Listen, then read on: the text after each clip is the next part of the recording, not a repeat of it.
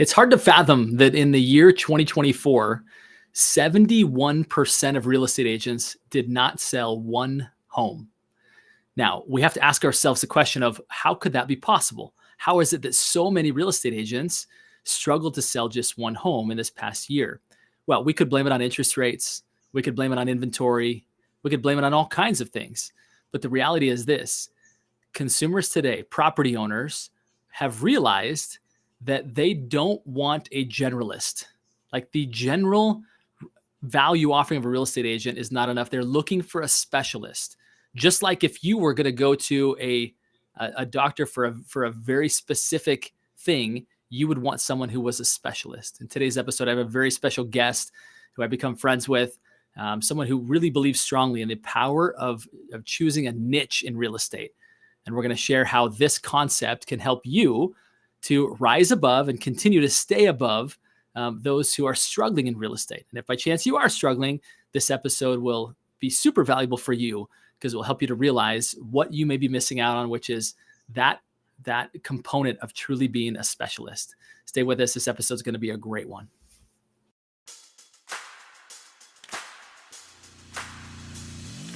So the big question is this: how do those of us in the real estate industry who have crazy amounts of ambition, how do we think bigger than the building of our own empires? How do we create success and significance, income and impact?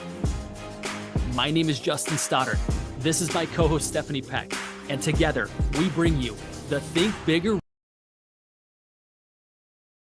right, welcome back, everybody. While I do not have my lovely co-host with me today, I do have a very special guest. His name is Rick Albert. Rick is a top agent out of Los Angeles, has been involved in over 300 transactions. He knows what he's doing. And he is also the host of the Keys to the City of Angels podcast. He's becoming a voice of reason and for the real estate industry in that area. Rick, such a pleasure to spend some more time with you today here on the Think Bigger Real Estate podcast. Yeah, thank you for having me. I'm really excited to be here. Yeah, likewise. I had the opportunity to be featured on Rick's podcast, and I was like, this guy's great. How do I get to spend more time with Rick? And so here we are right now. We're doing it again. Rick, you come out of the Los Angeles area. You and I were talking just a few minutes ago about kind of the state of the union down there. I know the past month has been quite horrific for many people that live in that area. Thankfully, your house was spared. But can you give us a quick update for those that are saying, how's it going in Los Angeles? Can you give us an update on that? It's a really good question. So really, we're all over the place. Yeah, I think some people are still trying to figure out what the next steps are. That from what I've been hearing through my network, we're still some people have already started submitting plans to the city to get their homes, to get the construction started. That's been the big one, is they know there's going to be a huge backlog. And a lot of people are already working with insurance companies on what the next steps are. So that's kind of where we're at right now. But I think, from some people, my best guess is that they're still probably in shock. They didn't think it was going to happen to them, and they didn't prepare for it.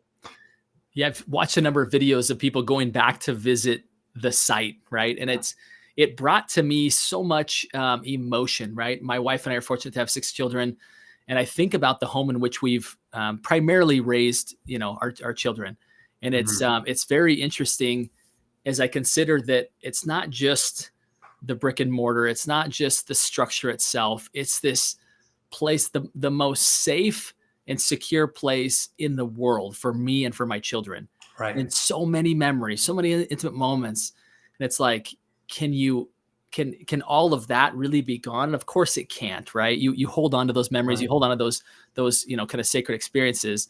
But at the same time, it's hard, especially I would imagine for younger children or those who have lived in the homes for their entire lives to resettle and regroup, right? That they would just be such a difficult challenge, I think, to be in that spot. Have you heard much about that, about how people are dealing with it? I'm sure some better than others.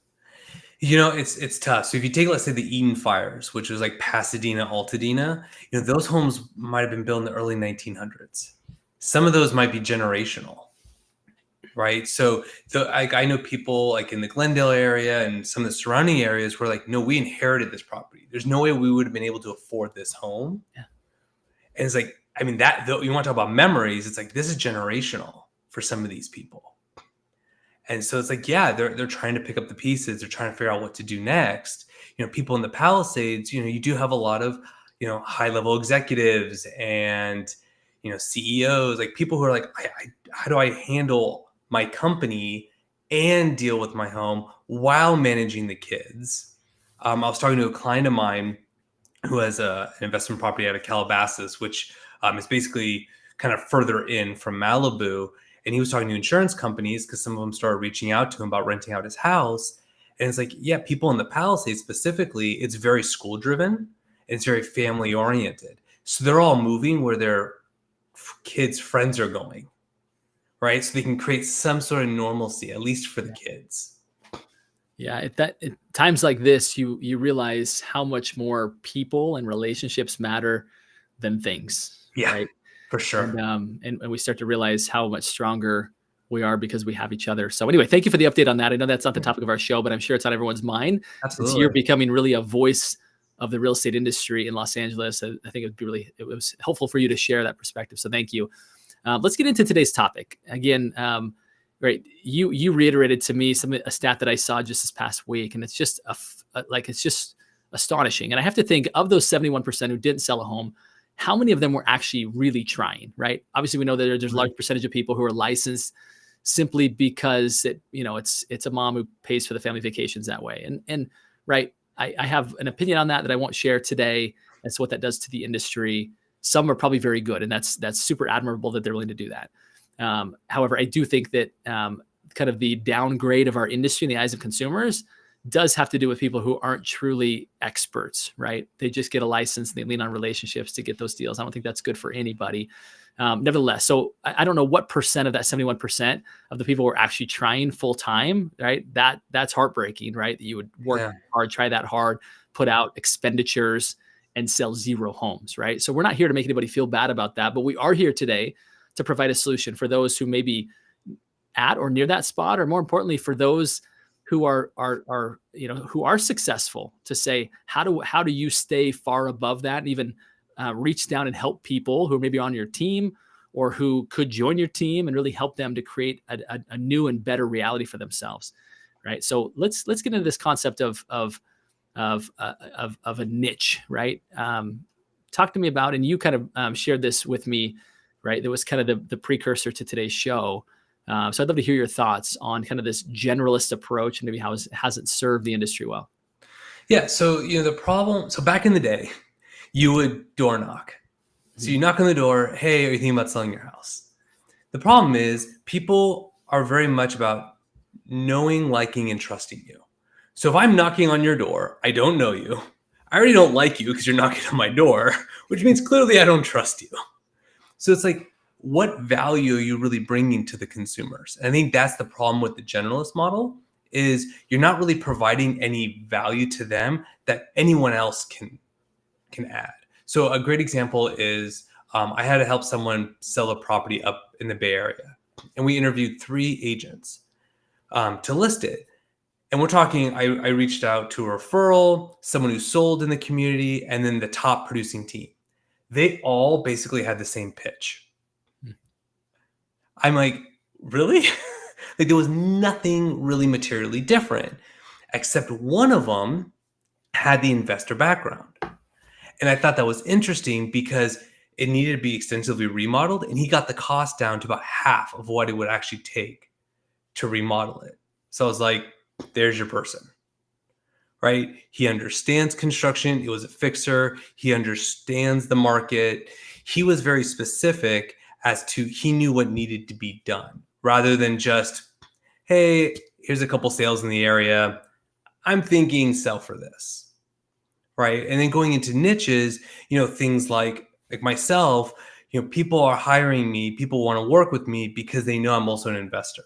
I own rental properties. I have one rental. I'm down to one rental here in LA. And then I also own out of state. So a lot of people are like, hey, look, I want someone with an investor mind. So when we go through these houses on the buying side, I can be like, here's the actual cost of potential construction, or here's how to fix the floor plan, right? If a home has been sitting on the market, all you have to do is move this one wall or enclose this, and now you have an extra bedroom, right? So it's a different mindset. Other niches I've seen, there's a big one here in LA where he focuses actually on athletes. And that's like his sole focus. And he does very well. So I think that, going forward, you kind of have to think, okay, what makes me unique? And how do I tell the world that I'm unique and that's why you should hire me? Yeah, you really brought up that case study, or that example that you shared is pretty phenomenal, right? That the remodel costs were half, right? And oftentimes people think, oh, it doesn't really matter. All real estate agents do the same. And I think when people come from a background and real estate agents really kind of imitate the marketing of everybody else, like around what are other people doing, and so they just go and kind of copy it with their own colors and their own font. What ends up happening is that you become a generalist, as you described, and your clients aren't served any differently than they would anywhere else. Then all of a sudden you have somebody who truly is a specialist, somebody who truly has spent the time, gained the experience to master that craft. And it becomes like head above shoulders, like a head above everybody else, of how much better that experience is, right? Yeah. I think you can't fake that, right? I mean, you can try to, but when you are positioned as a generalist against a specialist, it becomes really obvious really quickly who's actually prepared, who actually has the experience, and who doesn't, right? Yeah. And to your point, like when you walk through a home, you immediately see opportunities for new bedrooms, for new windows, for opening up this room. That's a load-bearing wall. That's not. This is what I would do. This is what I have done, right? Which is a whole different place of expertise. Yeah, and it's what I always like to do is anytime I get marketing in, like flyers, postcards coming out my door, I do look, right? I'm like, all right, how much volume have they actually done? I have not found a decent correlation. Like there's a guy who farms my neighborhood. I'm sure he's a nice guy. We get his postcards. He's on benches. He's done like, I think one year I checked, he did like 6 deals that year, which, half a deal a month isn't substantial considering the cost that went into all that marketing. Yeah. It's, or like even social media. I don't know what you've seen, but it's like some of these agents have 10, 20, 30,000 followers. I go, like, you haven't done that many deals. I know. It really behooves those who have produced to be sure that they not just have a niche and have a specialty, but they market it as such, right? Right. With some really quantifiable means by which they can claim their specialty, right? It's, I specialize in investment properties, and then fill in behind that, served X number of investors, own X number of rental properties myself, like something that says, oh, okay, that's, you just didn't wake up today and decide that you're going to pursue this niche, but what actually gives you that authority to say that, right? What's the grounding behind that would actually allow you to deliver a better experience than somebody else? Sure. I think it'd be interesting. Like I was thinking about it here in LA, and if I were starting over, I think an interesting niche would be like the entertainment industry, but like all the people on the back end, the producers, the grips, and then like really understanding what they're going through, right? So the credit unions that provide the best rates for them. When the strikes are happening and how that can affect things, right? What they look for in a home, right? I think there's ways, like, find what your passion is. It doesn't have to be real estate investing. It can be almost anything. It's like create a niche around it, create a community around it. I think that there's ways to be profitable and to be able to serve the community you want. I think it'd be helpful for people. First, I think we hit on, and we could probably go deeper on this a little bit. Maybe let's round that out. Where if you have a niche right now, right, which you do, what advice would you give to somebody so that their specialty, their niche, really they get known for that, right? Are there some tips and advice that you can say to where you already have a niche, you already have a specialty, just people don't know that, right? How do you really position yourself to be that specialist?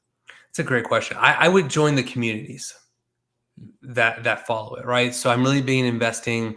So I go on the Bigger Pockets forums. Bigger Pockets is all about real estate investing, right? They have forums, books. I'm actually a case study in one of their books. They have podcasts, stuff like that. If you're listening, I'd love to be on the podcast. But yeah, so like you just have to figure out whatever your niche is. There's Facebook groups. If there isn't one, create one. I created a landlords group. We're at over 1,400 members. And to be honest, I haven't converted a lot there, but it also allows me to know what's going on in real time because it's not like I'm buying properties every single day. Right? So you just create those communities if you can't find them. Brilliant. Brilliant. Really, that's where, again, consumers are so much better served, right? When they have somebody who really invests in gaining that expertise. Again, this isn't a matter of changing the logo on your website, right? This isn't a matter of. I mean, it doesn't work. It works for the untrained eye, right? Right. But for the trained eye and for those who want not just a good dog and pony show up front, but a full experience where they're like, man, we're so glad we hired a specialist to do that, right? When you can genuinely invest in that and be so much more prepared. And I love what you said, that it's not about just what you show up with at the appointment that makes you a specialist. It's the work that you do behind the scenes, even when you have nothing to gain, right? Your landlord group, for example, as you mentioned, you don't necessarily convert a lot of business out of that, but the expertise that you gain so that when you are sitting knee to knee with somebody who wants to be a landlord or who is a landlord, you've got the experience of 1,400 people being whispered into your ears that now all of a sudden you're pulling from, and you become so much more valuable, right? Yeah. No, I totally agree. It doesn't cost you anything but time. But then the other big part is you also add value, right? Like I read in these forums where there's agents everywhere, and a lot of them don't add value. My favorite's when someone will post in a forum and say, what's the best market to invest in? And then that's when I go on there and say, congrats, you just invited every single real estate agent on here to say their market's the best. Right? But then I go in and say, look, you can make it work in any market. Here's things that I look for. Right? You actually have to provide value, not just, hey, I'm a real estate agent, don't forget about me. Now let's talk about, Rick, about those who have not yet chosen a niche, right? And they're like, I've just kind of served, people who are buying, selling, or investing in real estate, right? Which includes everybody, right? What if they're saying, I believe what you guys are saying, that the future of real estate are not order takers who show up, put a sign in the yard, negotiate a little bit at the end, and collect a check, right? Consumers are done with that. The future of real estate are people who have unique knowledge and expertise backed by years of experience. And I want to be that, right? How would you encourage somebody to uncover and find a niche if they haven't yet chosen one? I would probably, first I'd focus on what's already going on in your life, right? Like, are you a parent? Okay, maybe your niche is working with dads and moms and parents and grandparents. If you're like, look, I already have to take care of, my folks who are elderly, I know what it takes to take care of them. That can become a niche, right? Baby boomers are downsizing. The 2-story homes aren't working anymore. They can't handle the stairs. So they're going to be downsizing and going somewhere. So, or for example, if a family member passed away and you were the executor of the trust, I mean, that is a whole nother project. And it's like, yeah, you could go to attorneys and say, I've done it. It sucks. But here's what I've done to help to make my life easier. And I can share that with your clients. And then we both look great. I think about somebody who's done a good job of this actually in your area, Bill Gross. He's a probate expert. And he talked about how he spent just weeks, week after week after week at the courts, like learning about the process. And I think about, and he became fascinated with that kind of real estate. And it's obviously what you've done with investor properties, right? You just spent the time first being one yourself, right? Yeah. And then realizing like, I kind of like this. Like, and I think, to your point, it's the hints that life has given you already, right? Like, what is it that you're already doing? What is it you've already spent time doing, right? I think about, right, my specialty, which is in helping professionals to get client introductions from other professionals, Mm-hmm. right? That I look back and there's a common thread throughout my career, starting off as a high-end home builder, looking for ways to generate referral business when my personal sphere was not yet big nor sophisticated enough to send me $1 million construction projects. I created strategic alliances with other professionals. And so that became a theme that then brought me all the way to authoring a book on it and now building a digital platform that makes that process easier. So if you look backwards, you'll probably see a common thread, even if maybe some of that was outside of real estate. Yeah. You'll see things that you've learned, things that you've done, things that you've been interested in. And as a result, you've now come to this point where it's like, boy, if I put all that experience together, right? Whether it's in some sort of expertise or you said some sort of demographic experience of like, I've been a dad, right? And I can relate to other dads who are trying to run a business, right? That I think is maybe kind of what I'm hearing you saying, what I'm piecing together as well, is a great starting place, right? For deciding on a niche. Yeah. I mean, people like to work with people that are like them, Mm-hmm.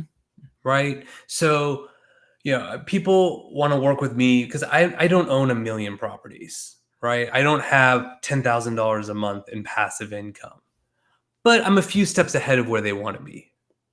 And they're like, look, that's where I want to start, right? Because one of the big things in real estate investing that kind of irks me is you have these gurus who are charging tens of thousands of dollars. Like, I've been investing for the last, 15 years. Like, no, you bought at the bottom of the market when interest rates were low and you just rode the wave. You haven't bought anything in the last like 5 years, right? Versus me, it's like, no, I just bought last year. Mm-hmm. And guess what? It bombed. And we're learning from it. And now I get to share those experiences. Yeah. And, I'm reminded of something that I learned from Russell Brunson, one of my mentors. He quotes the movie Catch Me If You Can, where he there's this con artist, and I'm not recommending that anybody here aspire to be a con artist in any way, shape, or form. That's not the point of the message. No, he talks that's about, a niche. Yeah, that's it. Convicts, right? They all got to live somewhere. So in the movie, Leonardo DiCaprio played the part, right? He went all the way to becoming an airplane pilot, a doctor, a professor, at a university. And when they finally caught him, they asked him all the questions like, well, how did you do this? How did you pull that off? How did you, right? And the big question I had is, how did you really pull off being a university professor, right? Like, how did you do that? Like, it's one thing to like have a co-pilot who flies the plane and, but like to teach other people. And to me, that wouldn't have been my first, I would have been, how did you perform surgery, right? like, how did you fly a plane? Like, really? But the big question they had is like, how did you perform? Like, how did you actually become a professor? And his feedback was, I just had to stay one chapter ahead of the students, So I think oftentimes when we're considering a niche, we think like, I have to have 20 years of experience. And I love what you just said, Rick, is that let's not overcomplicate this. People want someone who's one step ahead of them, right? You don't have to know everything before you know something. I actually talk about that in my book, The Upstream Model, is that, sometimes we downplay our own experience because we think it's not complete yet. And people don't necessarily need to work with a guru, or they couldn't afford to, right? Or they wouldn't relate to that person. They wouldn't get the same level of customized service. Your experience is sufficient because you're one chapter ahead of somebody on some topic that's meaningful to them. Yeah. And to be clear, so real estate, because it's, yes, there are relationships, but financially it's transactional. The number of years you've been in business has no bearing on how good an agent is. And Great point. like I had to deal with an agent recently. I've been in the business for 30 years. I'm like, this is the second house you sold this year. First one you double-ended. Like, what? I did that in like in a week. Like, no. So don't feel discouraged if you're up against someone who has years of experience. And even if I were talking to a potential client, like, well, so-and-so has 30 years experience, I say, go to Zillow, go to Agent Finder, look them up, and you can see how many deals they've actually done. Yeah, insightful, isn't it? Yeah. Because most of the time the MLS is actually tied to it. Sometimes you have to go in and update it, but it's like, there you go. That's, doing one deal a year isn't really impressive. And so if you're one of those people that's like, no, I've done 3 deals, 5 deals last year, you're like, look, I've done more deals than that person has. Yeah, great perspective. Rick, I want to take just a minute here and thank our sponsor, Pro Insight, which is a company that I have the good fortune of leading. We've actually developed a product called the Deep Dive, and I'm bringing it up here on my screen. At least I'm attempting to.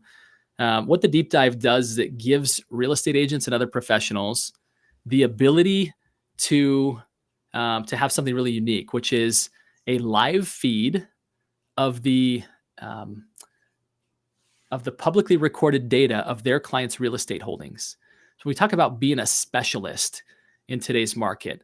Imagine being a specialist in what your clients already own and how you can serve them. To us, this is really a tool for anybody that truly wants to take their real estate and or professional services career to the next level. It gives you a sum total of all the real estate assets owned by your clients, as well as everything from recent transactions, client net worth, your clients sorted by investor net worth, their age, who has the highest interest rates, assumable loans, free and clear properties, on and on. Anyway, this tool really is something that we're so proud of, because at a time when real estate agents need to be more professional, be more knowledgeable, be more experts, we're giving them the tools again to have a live feed of the publicly recorded data of their clients' real estate holdings, truly allowing them to be truly an advisor. So anyway, special shout out to that. Rick, let's talk a little bit about your advice to people in this market, right? Obviously, over the past year or so, it's been maybe more challenging than some would have liked, Yeah. right? And they're now in a spot where they really want to make 2025 their year. Around this topic of choosing a niche, being a specialist, what additional words or insights would you have to somebody that really feels that way? Work smarter, not harder. Mhm. Like we go back to the door knocking. I know door knocking works. Like I know there's people who just totally dominate, but like work smarter, not harder. When you're knocking on that door, what are you actually telling them? What value are you actually giving them? Maximize the time in front of the potential client. Or if you only have so many hours in the day, right? So how are you maximizing your hours to reach the most number of people? Or if you're going to do a postcard, it's fine, but like what message are you actually sending that might be very specific, right? Think about who you want to target and like be very specific, right? Versus, hey, I'm a real estate agent. Like, Yeah. so is everybody. It's like what, $500 to get your license now? And like you do the crash course for $150 and now you passed. It's a very low barrier to entry. So, and I don't know what you're seeing. My hunch is that there's probably not enough business to go around. So, yeah, create those niches, think smarter, and work towards that. Yeah, I like it. It's great advice, Rick. Again, I think if you were to take this generalist approach, you're really watering down your value proposition Mhm. to a wider audience. You think that you're missing out, right? And that's one of the fears I think that people have when they think about niching down. It's like, but what about all the opportunities I'm going to miss that are outside of that specialty? And I think what happens is that your message gets so drowned out by all of the other real estate agents that nobody pays attention, because you're one of a dozen that they know, that they're friends with, Yeah. right? But when you can say, I specialize in this, it doesn't mean that you don't serve people with other things, but I Oh, absolutely. specialize in this. Now, all of a sudden, the people that have that particular need, they're all ears. Whereas before, nobody was paying attention because it's just white noise, right? So I couldn't agree with you more, is that now is a time more than ever to choose a niche, pay the price, do the work to actually get good and get expertise at that. And that doesn't have to take forever, right? No. With knowledge being so accessible today, you could literally go on a walk with ChatGPT and ask questions to it as if it were a human, because it feels like that at times. It And does. you could get educated. You could do 2 15-minute walks a day, right? 30-minute walks a day, and come back with tremendous expertise, right? And then even better is to put that into action and apply it. But Like, this doesn't need to take years. You know, you don't need a 4-year degree or an 8-year degree in order to be a specialist, right? It's a matter of those who really want to, who want it, right? Because the world is in front of you now. It's so accessible. It's just crazy. I mean, look, no one's ever asked me where I went to college. Right? Right? I mean, Yeah. It's they not don't important. care. They're like, hey, because this is very much about serving. So when I go to a listing appointment, like I helped one, she was an actress, and it was her and her husband, and she didn't know who I was. We had a listing around the corner, so she wanted to interview us, and all they cared about is, what are we going to do to get their house sold? So here's everything that we're going to do. I interviewed a few agents. We're going to probably put one of our investment properties on the market. And I asked them, hey, I already know that your listing goes into the MLS and it's going to be syndicated. What else are you going to do? Oh, I'm going to tell everyone in my office. I'm like, that's not good enough. Versus another agent's like, well, I'm going to reach out to all my investor clients. I'm going to host open houses. I was like, that's a little bit better. Yeah. Yeah. You know, Your answer. Try harder, right? Yeah. Work smarter, like you said. Rick, I've got one more question for you. You're obviously a guy who collaborates, right? What first made me realize I was talking to a kindred spirit is when you talked about the professionals around you in your network who you love referring and also receiving referrals from them. Mm-hmm. There was one bit of advice on professional collaboration, right? On really this reality that if you want to go fast, go alone. If you want to go far, go with others. What's one tip you could give to the folks at home today on how to expand your professional network and really start to benefit from collaboration? Make their lives easier. All right. I mean, if you're in a trust attorney and you already have to deal with trustees, people not getting their money, who's fighting here, the last thing they want to deal with is selling a house. So, hey, look, I come in, this is everything that I do. I'm here to take this off your plate. Or if you're a contractor, it's like, look, you help me get leads, you're obviously going to get the work. It works both ways. Yeah, I love that. All too often people show up to get, ooh, you're an attorney, I can get business from you. And that becomes a solicitation, and just people don't have time for solicitation. They get solicited all the time. Yeah. When people come in instead with, how can I serve you, right? Mm-hmm. Using an intelligent background already that you've learned about that industry and or them personally, it's such a different experience. So I love it. Such great advice, Rick. Thank you again so much for your expertise, for being such a great voice to the industry, such a good example of what it looks like to have a niche, choose a niche, and be a specialist. This is what the industry needs right now. So appreciate it, my friend. And for those that want to follow Rick, how do they find you? At Rick Albert, it looks like right there.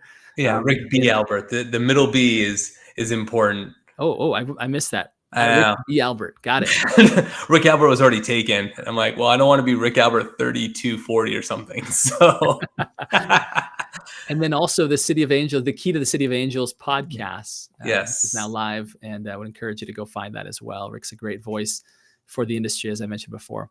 And my final request of everybody listening here today includes 3 very simple words, but very powerful words. And they are go, think, bigger. Rick, thanks for helping us do that today by way of helping us choose a niche and to focus there. Appreciate it. Appreciate the opportunity. My pleasure's all mine.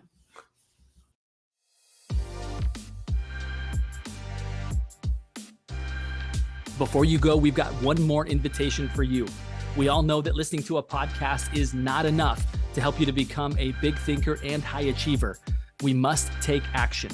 So the very first step, think about one lesson learned from this podcast that you'd like to apply, and send it to us in the form of a direct message at Think Bigger Real Estate. We look forward to hearing from you.